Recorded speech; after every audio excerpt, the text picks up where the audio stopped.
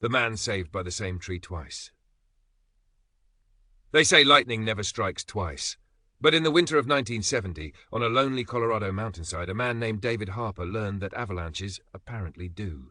It began 6 years earlier in 1964, on a morning so bright it felt carved from glass. Fresh powder shimmered under an open blue sky, the kind of day skiers dream about.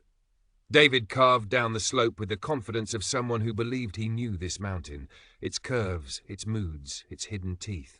But mountains don't care what you think you know. A low, thunderous groan rolled beneath him. At first he thought it was distant wind. Then the ground shifted, moved, dropped. The snow cracked at his skis like splitting wood. The avalanche swallowed the slope. David spun, tumbling, choking on frozen air as he was swept downhill. The world became a white storm of noise and fear. No up, no down, just survival. And then in that chaos something slammed into him. Hard enough to stop him, but not enough to break him. A tree, a single, stubborn pine standing alone on the slope.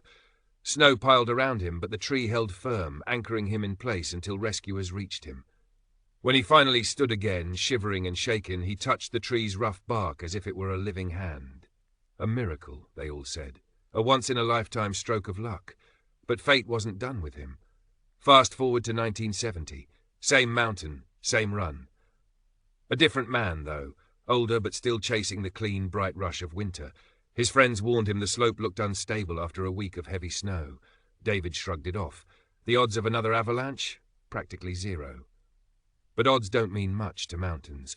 Halfway down, the world cracked again. Another avalanche roared to life behind him, faster than instinct, faster than regret. David pushed, leaned forward, fought the slope, but the snow was already pulling him under, tumbling, crushing weight, cold terror blooming in his lungs, and then, thud. A jolt stopped him mid-slide. The world froze. Snow continued rushing past him, but he remained wedged, pinned against something solid, something familiar.